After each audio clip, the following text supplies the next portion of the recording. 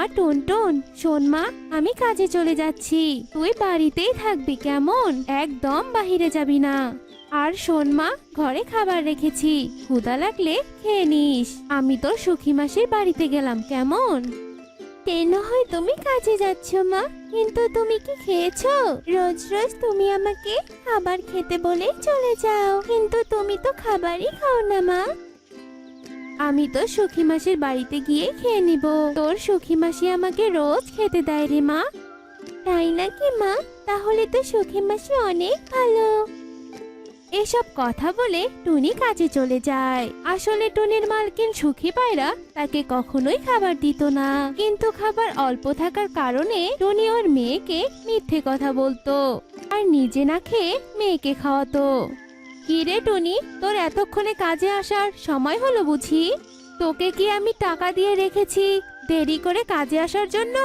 আসলে মালকিন, মেয়েটার জন্য খাবার আনতে গিয়ে একটু দেরি হয়ে যায়, তবে আপনি কোনো চিন্তা করবেন না, আমি সব কাজ শেষ করে দিব।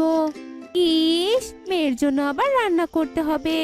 বলছি কি, মেয়ের জন্য যদি রান্নাই করিস তাহলে কাজে আসলি কেন? যা বলছি এখান থেকে, যা কাজে লেগে পড়। ঠিক আছে মালকিন, আমি যাচ্ছি। তারপর টুনি সুখী পায়রার বাড়িতে কাজ করতে থাকে আর অনেকগুলো কাজ করে বাসায় যাওয়ার জন্য রওনা দেয়। এমন সময় টুনি দেখে সব পাখিরা গল্প করছে। কি গো বৌদিরা, তোমরা এখানে বসে কি নিয়ে গল্প করছো শুনি? সবাইকে অনেক হাসি খুশি লাগছে। সেসব শুনে তুই কি করবি? হ্যাঁ, এর মেয়ের বিয়েতে আমাদেরকে দাওয়াত করেছে, তাই বিয়েতে যাওয়ার জন্য প্ল্যান করছি। তাছাড়া তোর মতন গরিব পাখির শুনে লাভ কি? হ্যাঁ, তুই তো আর যেতে পারবি না, যত সব, তোকে তো বিয়ের দাওয়াতেই দেয়নি। কাকলি কাকের এসব কথা শুনে টুনি অনেক মন খারাপ করে আর কাঁদতে কাঁদতে সেখান থেকে বাড়ি চলে যায়। সে কি মা, তোমার চোখে জল কেন মা? আর তুমি কাঁদছো কেন? না রে মা, কই কাঁদছি না তো, এমনি রে, চোখে যেন কি পড়েছে তাই চোখে জল চলে এসেছে। ও, বুঝেছি আমি, এবার খাবে চলো মা, আজ আমি তোমার জন্য রান্না করেছি। সে কি রে মা, তোকে রান্না করতে কে বলেছে শুনি? শুধু শুধু কষ্ট করলি? আচ্ছা ঠিক আছে, চল খাবো। মায়ের কথায় টুনটুন অনেক খুশি হয় আর ওরা মা মেয়ে মিলে খাবার খায়। আর এভাবেই মা মেয়ের দিন কাটছিল। কিন্তু হঠাৎই একদিন জঙ্গলে কোথায় থেকে জানি এক রাক্ষসী ঈগল জঙ্গলে চলে আসে। ওই ঈগলের ভয়ে কেউ বাড়ি থেকে বের হতে চাইতো না। একদিন শালিকের মেয়ে শালুকে ঈগল খেয়ে ফেলে। এই বনের সব পাখিদের আমি খেয়ে ফেলবো, সবাইকে শেষ করে ফেলবো, আমি কাউকে বাঁচতে দিব না আমি। এইসব বলে জঙ্গলে ঈগল ঘুরতে থাকে। মা টুনটুন, শোন মা, শুনেছি জঙ্গলে নাকি এক রাক্ষস ঈগল এসেছে, তাই ভুলেও বাড়ির বাইরে যাবি না সোনা, এই বলে দিলাম। সে না হয় যাবো না মা, কিন্তু ওই ঈগলকে বিনাশ করতে হবে তো, নয়তো ও তো আমাদের সবাইকে মেরে ফেলবে। সেসব নিয়ে তোকে ভাবতে হবে না, কাল আমরা সবাই তান্ত্রিক পেঁচার কাছে যাব, দেখি উনি কোনো সমাধান দিতে পারে কিনা। তার পরের দিনই সবাই তান্ত্রিক পেঁচার কাছে যায়। কি ব্যাপার, তোরা সবাই আমার এখানে? কি হয়েছে তোদের, খুলে বল আমাকে। বাবা, আপনি আমাদের বাঁচান বাবা, জঙ্গলে এক রাক্ষস ঈগল এসে আমাদের উপর তাণ্ডব চালাচ্ছে, আপনি ওই ঈগলকে হত্যা করার উপায় বলে দিন বাবা। শান্ত হ তোরা, আমি ধ্যান করে দেখছি ওই ঈগলকে কিভাবে বিনাশ করা যায়। এ কথা বলে পেঁচা ধ্যানে বসে আর অস্থির ভাবে চোখ খুলে বলে, সর্বনাশ হয়েছে, ওই ঈগলকে বিনাশ করা তো এত সহজ নয়। ওই ঈগলকে বিনাশ করতে হলে দরকার কালো লেবু, আর ওই কালো লেবু পাওয়া এত সহজ নয়। ওই কালো লেবু পেতে হলে তোদের 6টি লেবুকে অতিক্রম করতে হবে আর অনেক প্রশ্নের উত্তর দিতে হবে, আর তবেই তোরা কালো লেবুর কাছে পৌঁছাতে পারবি। আর শোন, চিম্বুক পাহাড়ে গিয়ে তোরা একটা লাল লেবু দেখতে পাবি, আর ওই লাল লেবুই তোদের পরবর্তী কালো লেবুর কাছে যাওয়ার রাস্তা দেখাবে, বুঝেছিস? পেঁচার এসব কথা শুনে সব পাখিরা ভয় পেয়ে যায়, কেউ আর লেবুর সন্ধানে যেতে চায় না। তখন টুনটুন বলে ওঠে, আমি যাব লেবু আনতে, তোমরা এখানেই থাকো, আমি যাচ্ছি লেবু আনতে। তারপর টুনটুন লেবুর সন্ধানে চিম্বুক পাহাড়ের উপরে চলে যায় আর গিয়ে সেখানে একটি গাছে লাল লেবু দেখতে পায়। আমি জানি টুনটুন, তুমি এখানে কেন এসেছো। শোনো, তুমি যদি আমার প্রশ্নের উত্তর দিতে পারো তবে তোমাকে আমি নীল লেবুর সন্ধান দিতে পারবো। আপনি বলুন আমাকে কি প্রশ্ন? তবে বলো, কোন বস্তুর হাত পা নেই তবুও পুরো দেশে ঘুরে বেড়ায়? এটা তো খুব সোজা, মুদ্রা। মুদ্রার হাত পা নেই তবুও পুরো দেশে ঘুরে বেড়ায়। বাহ, তুমি অনেক সুন্দর প্রশ্নের উত্তর দিয়েছো। তবে তুমি চোখ বন্ধ করো, আমি তোমাকে নীল লেবুর কাছে নিয়ে যাচ্ছি। এরপর টুনটুন চোখ বন্ধ করে আর চোখ খুলে দেখে টুনটুন নীল লেবুর সামনে দাঁড়িয়ে। নীল লেবুর এখানে তোমাকে স্বাগতম টুনটুন। তবে আমার প্রশ্নের উত্তর দাও দেখি টুনটুন। তবে এবার আমায় বলো, পৃথিবী থেকে ভারী কি? পৃথিবীর থেকেও ভারী কি? পৃথিবীর থেকে ভারী হলো পাপ, পৃথিবীর সব থেকে ভারী জিনিস। বাহ, আমি তোমার কথায় সন্তুষ্ট হয়েছি। তবে তুমি আমায় ছুঁয়ে দাও, তবে আমি তোমায় হলুদ লেবুর কাছে নিয়ে যাচ্ছি। এরপর টুনটুন নীল লেবুকে স্পর্শ করতেই হঠাৎই সে হলুদ লেবুর কাছে পৌঁছে যায়। হলুদ লেবুর কাছে আসায় তোমাকে স্বাগতম টুনটুন। তবে তুমি এবার আমার প্রশ্নের উত্তর দাও দেখি। তুমি বলো তো, পাখিদের শেষ খাবার কি? এটা তো খুব সোজা, এটা হলো জল। কারণ আমরা সবকিছু খাওয়ার পরে জল খাই, তাই তো এটাই আমাদের শেষ খাবার।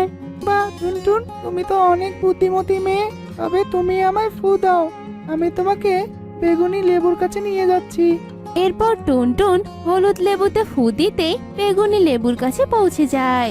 স্বাগত টুনটুন, আমি জানি তুমি অনেক প্রশ্নের উত্তর দিয়ে আমার কাছে এসেছো। তবে এবার আমার প্রশ্নের উত্তর দাও। আচ্ছা বলো তো টুনটুন, কাজলের থেকে কালো কি? বলো, কি ভাবছো? বলো আমার প্রশ্নের উত্তর। কাজলের থেকেও কালো? পারবো, আমি পারবো। এটা তো কলঙ্ক হবে, কারণ কাজলের থেকে কালো হলো কলঙ্ক। কারণ একবার কারো গায়ে কলঙ্ক লাগলে সেটা কখনো মোছা যায় না। আমি অনেক খুশি হয়েছি টুনটুন, তবে তুমি এবার চোখ বন্ধ করো। তারপর টুনটুন চোখ বন্ধ করতেই কমলা লেবুর কাছে পৌঁছে যায়। স্বাগত টুনটুন, তুমি কালো লেবুর কাছে পৌঁছানোর শেষ পথে এসেছো। আমার প্রশ্নের উত্তর দিতে পারলে তুমি পৌঁছে যাবে সেই কালো লেবুর কাছে। আচ্ছা বলো তো, কোন গাছের নামে শীতের পোশাক আছে? এটা তো অনেক সোজা, এটা হবে শান। শান তো আমরা গায়ে দেই, তাই না? টুনটুনের কথা শুনে কমলা লেবু অনেক খুশি হয় আর টুনটুনকে কালো লেবুর কাছে পৌঁছে দেয়। এরপর টুনটুন কালো লেবু ছিঁড়ে নিয়ে জঙ্গলে চলে আসে আর সেই কালো লেবুর রস কিছু খাবারের সাথে মিশিয়ে কৌশলে সেই ঈগলকে খাওয়ায় আর সঙ্গে সঙ্গে রাক্ষস ঈগল মারা যায়। এরপর সব পাখিরা নিজেদের ভুল বুঝতে পারে আর টুনটুন ও টুনির কাছে ক্ষমা চায়। জঙ্গল ছিল। ওই জঙ্গলে টোনা আর টুনি নামে এক দম্পতি বাস করত। টোনা টুনির বিয়ে অনেক বছর হয়ে গেছে, কিন্তু টুনি কোনো ছানার জন্ম দিতে পারেনি। আর এই কারণে টোনা টুনির সাথে সব সময় খারাপ আচরণ করত। এমনকি টোনা টুনিকে ধরে মারধরও করত। হে প্রকৃতি মাতা, আমি কি এমন পাপ করেছি? তুমি কেন আমাকে এত কষ্ট দিচ্ছ? এত কষ্ট যে আমি আর সহ্য করতে পারছি না। টুনি এসব কথা বলে যখন কাঁদছিল, তক্ষুনি সেই পথ দিয়ে এক তান্ত্রিক উল্লু পেঁচা যাচ্ছিল। আর টুনির এসব কথা শুনে তান্ত্রিক উল্লু পেঁচা টুনির কাছে আসে। বাছা, তুই প্রকৃতি মাকে এমন ভাবে ডাকছিস, মনে হচ্ছে তুই প্রকৃতি মায়ের অনেক বড় ভক্ত। কিন্তু বাছা, তুই এভাবে কাঁদছিস কেন? কি হয়েছে তোর? আর কিসের এত কষ্ট? এরপর টুনি তার স্বামীর দুর্ব্যবহার এবং তার ছানা না হওয়ার কথা সব উল্লু পেঁচাকে খুলে বলে। শান্ত হ বাছা, শান্ত হ। আমি তোর কষ্টটা বুঝতে পারছি, তবে তোর কষ্ট দূর হওয়ার ব্যবস্থা আমি এক্ষুনি করছি রে। এই নে পবিত্র জল। এই জল তুই যেই মনোবাসনা নিয়ে খাবি তাই পূরণ হবে রে। এসব কথা বলে তান্ত্রিক উল্লু পেঁচা সেখান থেকে চলে যায়। আর টুনি তার সন্তান কামনা করে সেই পবিত্র জল পান করে। আর কিছুদিনের মধ্যেই টুনি গর্ভবতী হয়। আর টুনি একটা নয়, দুটো নয়, তিনটে নয়, পুরো 7-7টা ডিম দেয়। প্রকৃতি মাতা, আমি ভীষণ খুশি। অবশেষে আমার কষ্ট আজ দূর হলো। আমি একটা নয়, দুটো নয়, 7টা ডিম দিয়েছি। এবার আমরা একসাথে 7টা ছানার মুখ দেখতে পারবো। কিন্তু এই টোনা আজ কাজ থেকে ফিরছে না কেন? ওর কেন এত দেরি হচ্ছে? টোনাকে ডিম দেখানো না পর্যন্ত আমার তো শান্তি হচ্ছে না। এসব কথা বলে টুনি টোনার জন্য অপেক্ষা করতে থাকে। আর কিছুক্ষণ পরেই টুনির প্রতিবেশীরা তার স্বামীর মৃতদেহ নিয়ে আসে। না, এটা কিছুতেই হতে পারে না। টোনা, তুমি আমাকে ছেড়ে কিছুতেই যেতে পারো না। টোনা, আমি আজ ডিম দিয়েছি, আমার ছানাদের না দেখেই আমাদের ছেড়ে চলে গেলে। টোনা, ওঠো টোনা, ওঠো। এটা কিছুতেই হতে পারে না। টোনা, চোখ খোলো টোনা, চোখ খোলো। এভাবেই টুনি টোনার মৃতদেহর পাশে কাঁদতে থাকে। টোনার মৃত্যুর পর টুনি ভীষণ ভেঙে পড়ে। আর কেঁদো না টুনি দিদি, এবার একটু শান্ত হও, সবটা মেনে নাও। কি আর করবে বলো? টোনা দাদা চলে গিয়েছে, তাতে কি হয়েছে? তোমার ডিমগুলো তো আছে, তা দিয়ে ছানা ফোটাও তুমি, দেখবে তখন ছানাদের নিয়ে তুমি খুব ভালো থাকবে। সুখী পায়রার কথায় টুনি কিছুটা শান্ত হয় আর টুনি ডিমে তা দিতে শুরু করে। এরপর বেশ কয়েকদিন কেটে যায় আর টুনির ডিম ফুটে বাচ্চা বের হওয়ার সময় চলে আসে। ও, তেষ্টায় যে গলাটা ফেটে যাচ্ছে, আর থাকতে পারছি না। কিন্তু ঘরে তো এক ফোঁটা জলও নেই, যে জল খেয়ে তেষ্টা মেটাবো আমি। জল খেতে হলে তো সেই নদীর ধারে যেতে হবে। আর এদিকে তো ডিমে ফাটল ধরেছে, আর কিছুক্ষণের মধ্যেই মনে হয় আমার ডিমগুলো ফুটে বাচ্চা বের হবে। আর এখনই আমার এভাবে জল তেষ্টা পেলো। এভাবে এই ফাটল ধরা ডিমগুলো যদি রেখে যাই, তবে চিলের যদি চোখে পড়ে যায়, তাহলে তো চিল আমার ডিমগুলোকে খেয়ে ফেলবে। তখন তো আমার সর্বনাশ হয়ে যাবে, আর আমার ছানারা পৃথিবীর আলো দেখার আগেই চিলের পেটে চলে যাবে। না, আমি বরং ডিমগুলো আড়াল করে রেখে তবেই জল খেতে যাব। এরপর টুনি বাসার খড়গুলো দিয়েই ডিমগুলো আড়াল করে রাখে আর তারপর জল খেতে চলে যায়। টুনি নদীর ধারে নেমে জল খেতে থাকে আর তক্ষুনি একটি দানবী ঈগল টুনিকে ছোঁ মেরে উড়ে নিয়ে যায়। কে কোথায় আছো? বাঁচাও, বাঁচাও আমায়, ছেড়ে দাও, ছেড়ে দাও আমায়। আমি যে আমার বাসায় গুরুত্বপূর্ণ কাজ ফেলে রেখে এসেছি। টুনি এভাবে অনেক চিৎকার করলেও কোনো কাজ হয় না। দানবী ওই ঈগল টুনিকে ওর গুহায় নিয়ে যায় আর আটকে রাখে। আহা, টুনি, এত কাঁদিস না তো।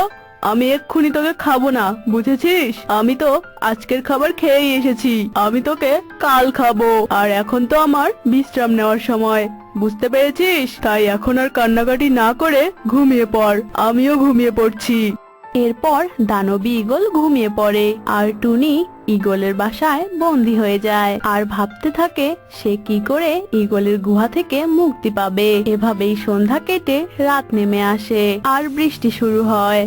ধুর বাবা, এই ঝড় বৃষ্টির মধ্যে আমি এখন কোথায় যাই? এই তো চুরি করার জন্য জঙ্গলের পাখিরা আমাকে মারধর করে আমাকে তাড়িয়ে দিল। তাই তো বাধ্য হয়ে আমি এই জঙ্গলে এলাম। আর এই জঙ্গলে আসতে না আসতেই এত ঝড় বৃষ্টি শুরু হলো। এই রাতে এত ঝড় বৃষ্টির মধ্যে এখন আমি কোথায় আশ্রয় নেই? আরে ওই তো একটা পুরনো বাসা দেখা যাচ্ছে। দেখি তো ওখানে গিয়ে একটু আশ্রয় জোটে কিনা। এসব কথা চিন্তা করতে করতে শালিক টুনির বাসায় যায়। টুনির এমন খালি বাসা দেখে তো শালিক আরাম করে টুনির বাসায় বসে। যাক বাবা, বাসাটা কত সুন্দর ফাঁকা। এবার তাহলে আমি এখানেই শান্তিতে থাকতে পারবো। ও, মার খেয়ে খেয়ে শরীরটা আমার ভীষণ ব্যথা করছে। এখন আমি শান্তিতে একটু বিশ্রাম করি। এসব কথা বলে শালিক টুনির বাসায় বসে পড়ে আর ঝিমাতে থাকে। আর শালিকের শরীরের তাপে আর খড়কুটোর মাঝে থেকে 7টি ছানা বেরিয়ে আসে আর অনেক কিচিরমিচির করতে থাকে। আরে, এসব ছানা এখানে কোথা থেকে এলো? এরাও কি আমার মতো এই বাসায় আশ্রয় নিতে এসেছে নাকি? না, এদেরকে তো কিছুতেই এখানে আশ্রয় দেওয়া যাবে না। এত ছোট একটা ঘরে 7টা ছানা, এদের জায়গা দিতে গেলেই তো আমি শান্তিতে থাকতে পারবো না। না, আমি কিছুতেই এদের থাকতে দেব না।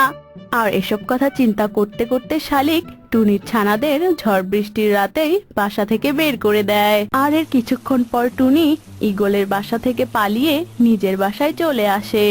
আরে আরে, আমার বাসায় তুমি কে? হ্যাঁ, আর তুমি যে আমার বাসায় আছো, তবে আমার ডিম কোথায়? হ্যাঁ, আমি ঈগলের কবল থেকে অনেক কষ্টে মুক্তি পেয়েছি।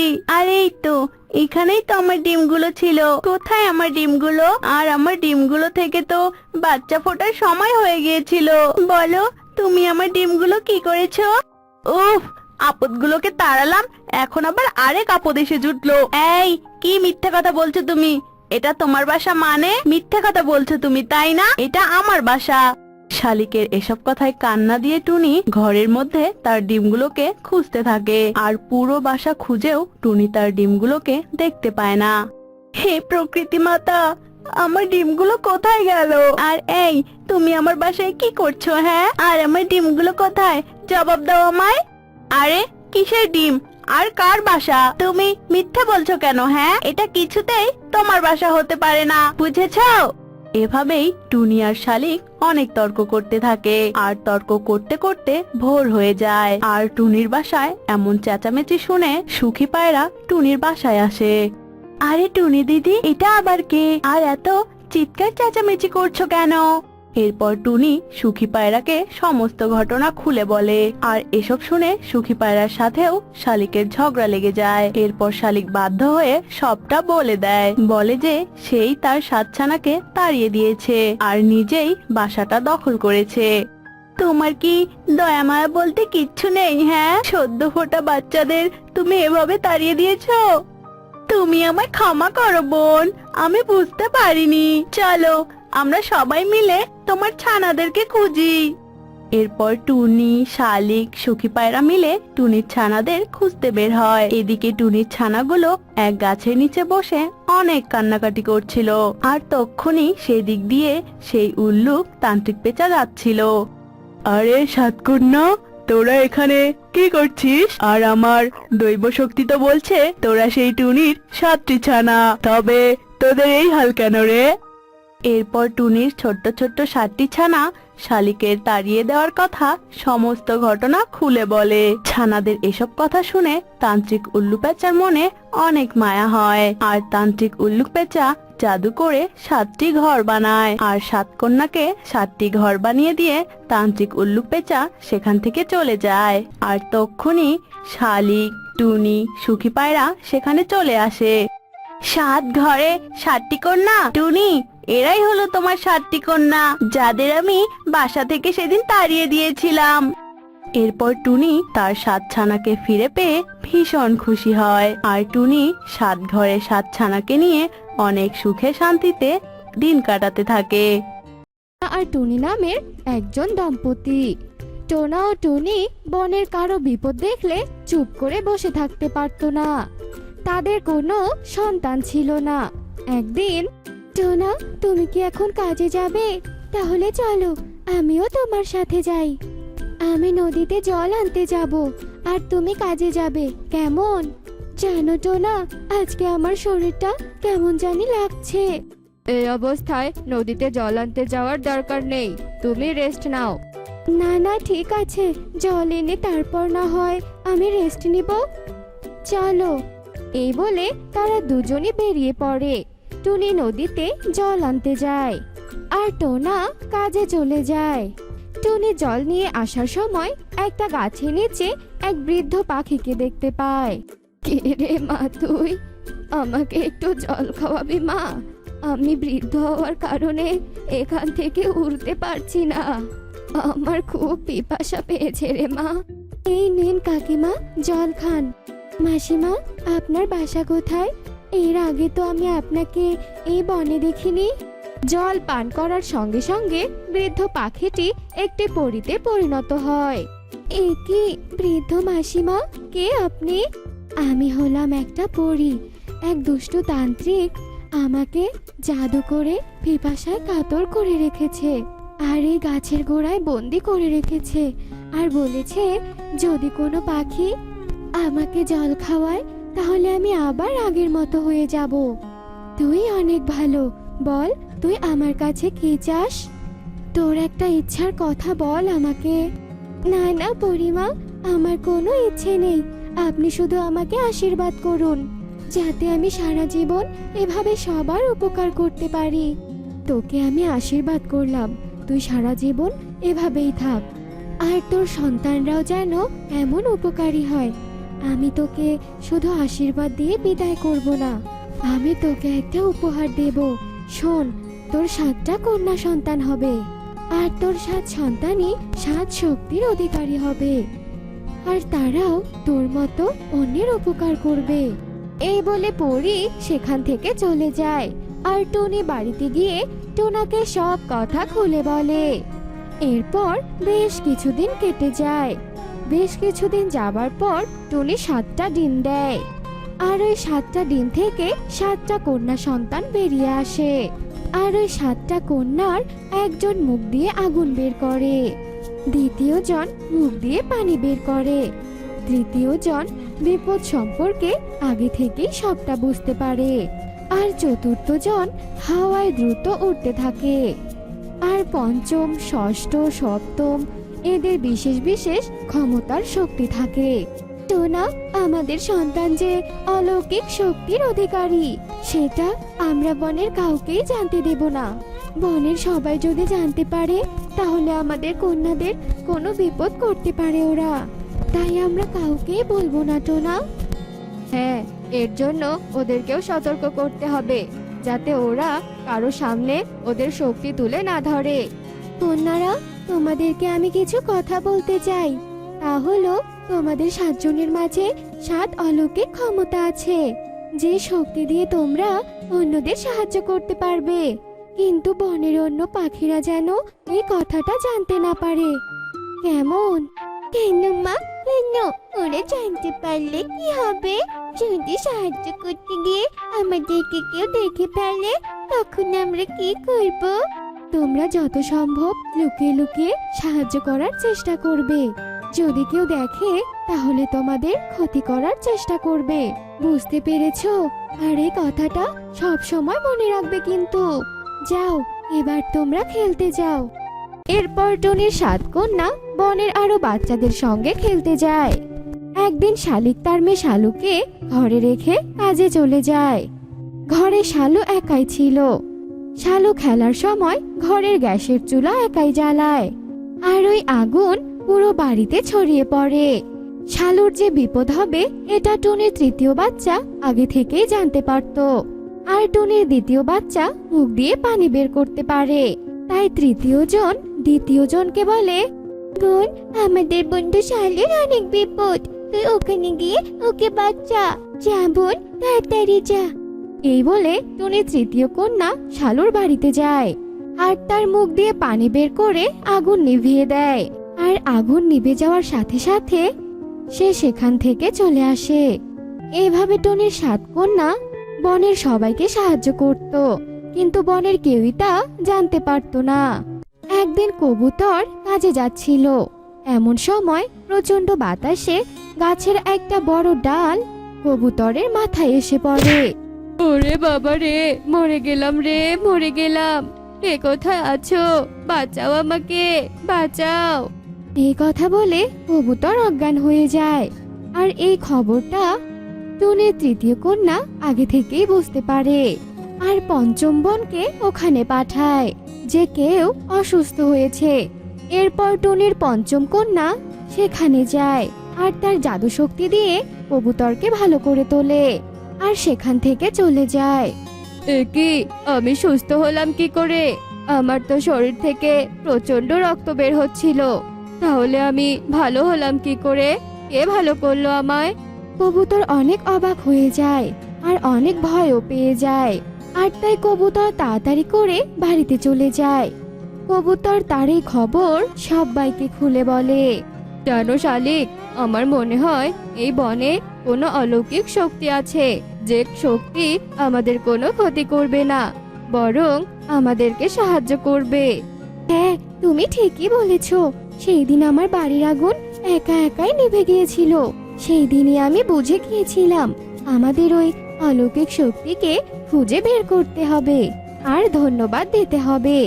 এসব বলে বনের সব পাখিরা সেই অলৌকিক শক্তিকে খুঁজতে থাকে। একদিন বনের সবাই সেই অলৌকিক শক্তিকে দেখার জন্য একটা পরিকল্পনা করতে শুরু করে। বনের সবাই ইচ্ছে করে কবুতরের মেয়ে পারুলকে ইচ্ছে করে নদীতে ফেলে দেয়, আর ওরা সবাই লুকিয়ে পড়ে। পারুলের এমন বিপদ দেখে টুনির 7 কন্যা সেখানে চলে আসে, আর যে দ্রুত উঠতে পারে সে দ্রুত উড়ে গিয়ে পারুলকে তুলে নিয়ে আসে। এই দেখে, তাহলে তুমি সেই অলৌকিক শক্তি, তার মানে তুমি এতদিন তোমার অলৌকিক শক্তি দেখিয়ে এসেছো। এমন সময় ওখানে টোনা আর টুনি চলে আসে। তোমরা আমার কন্যাদের কোনো ক্ষতি করো না। আমার 7 কন্যা যে 7 শক্তির অধিকারী। আমার 7 কন্যা তোমাদের কারো কোনো ক্ষতি করবে না, বরং তোমাদের উপকার করবে। ওদের জন্মই হয়েছে যে তোমাদেরকে উপকার করার জন্য। কেউ ক্ষতি করো না আমার মেয়েদের। আমরা তোমার মেয়েদের ক্ষতি কেন করব? ওরা তো আমাদের বনের গর্ব।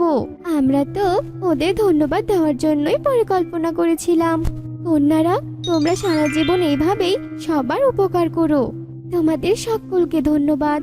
এরপর থেকে 7 শক্তির 7 কন্যা প্রকাশ্যেই বনের সবার উপকার করত, আর বনে সব সময় শান্তি বিরাজ করত। তাই না?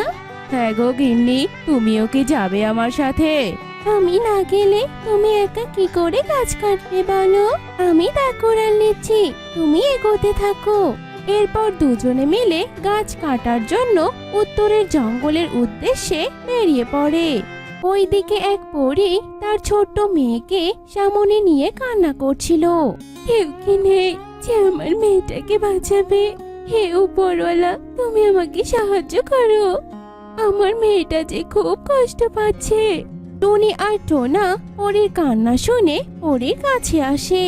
ও পরী, তুমি এভাবে কাঁদছো কেন? আর তোমার মেয়েটারই বা কি হয়েছে? আমার মেয়েটার যে অনেক বড় অসুখ হয়েছে গো। এমন অসুখ কি করে হলো? শুনবে তুমি? শোনো তবে। আমরা পড়ি, তাই আমাদের বসবাস পরিলোকে।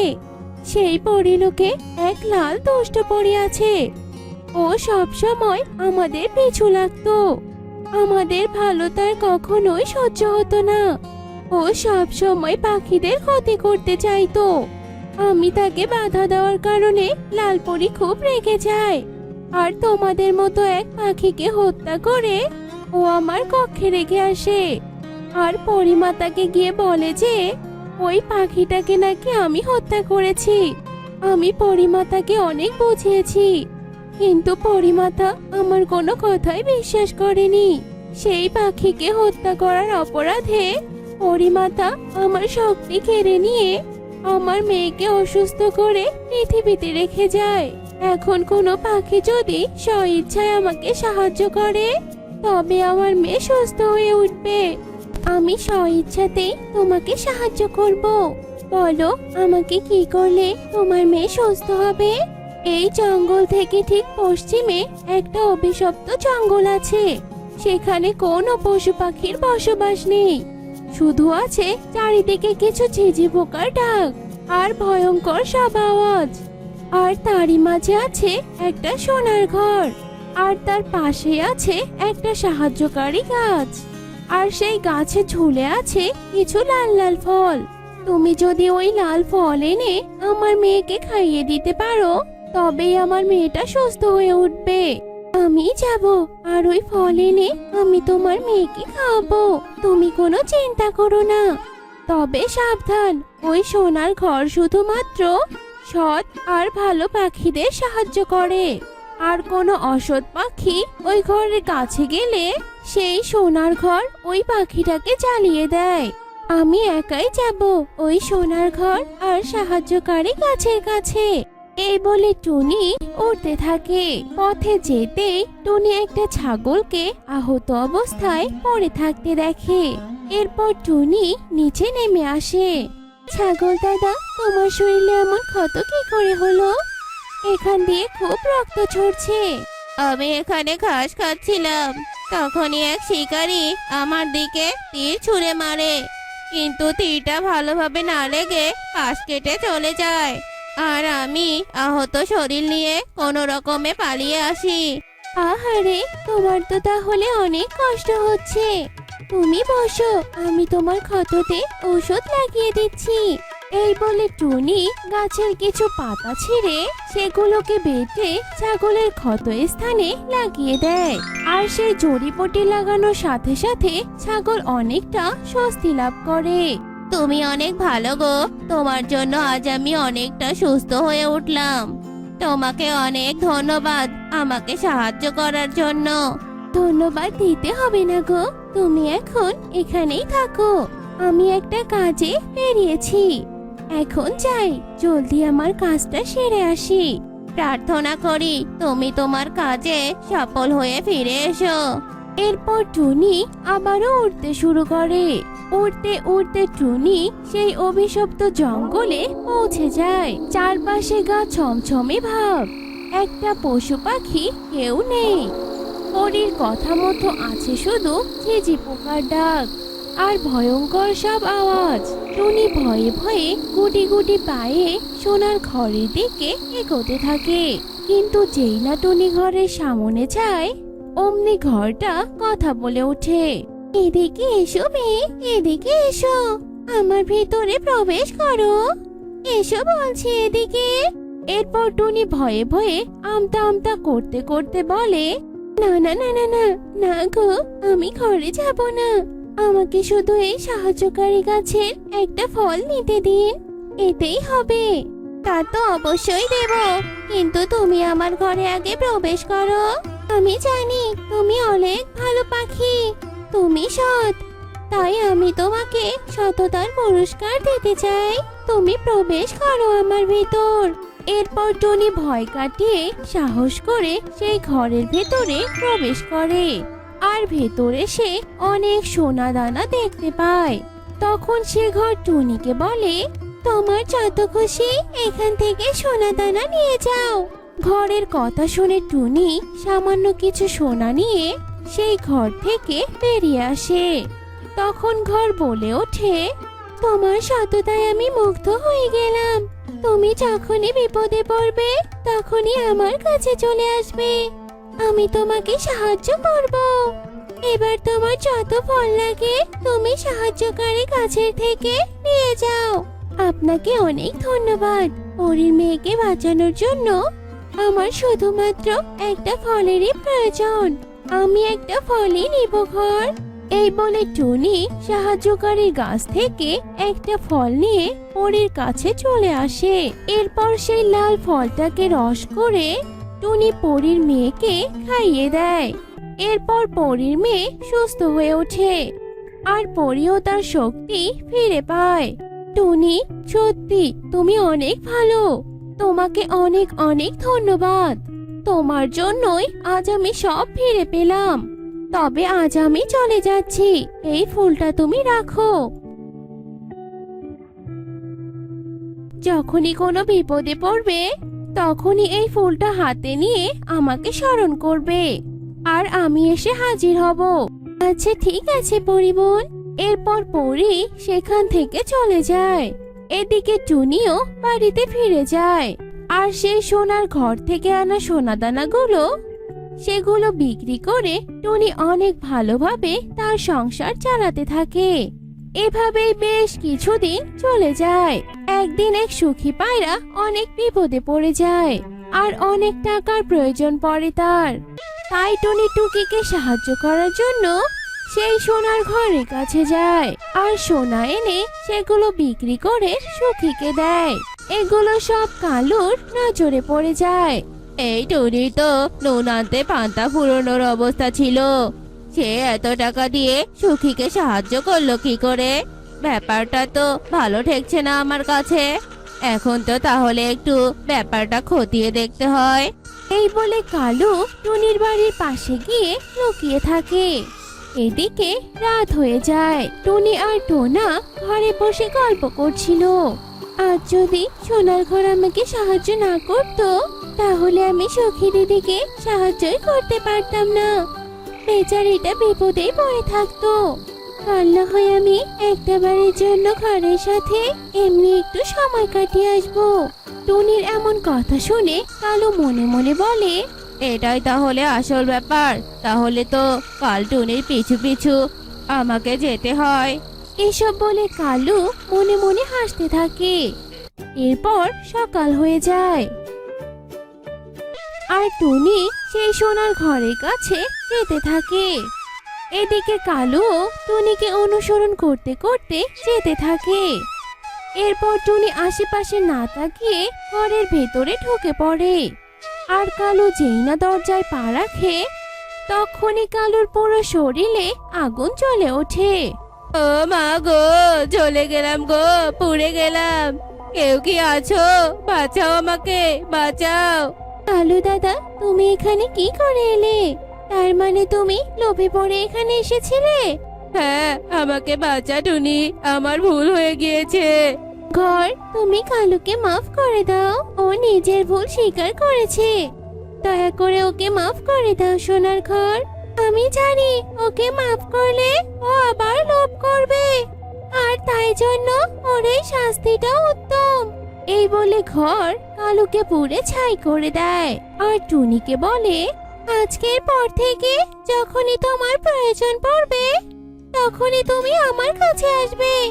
ভালো আর সৎ পাখিদের জন্য আমার দরজা সবসময় খোলা থাকে। ঘরের এমন কথা শুনে টুনি চুপচাপ নিজের বাড়িতে চলে যায়। তো বন্ধুরা, আমাদের আজকের এই গল্পটি তোমাদের কাছে কেমন লেগেছে তা কমেন্টে জানাতে ভুলো না কিন্তু।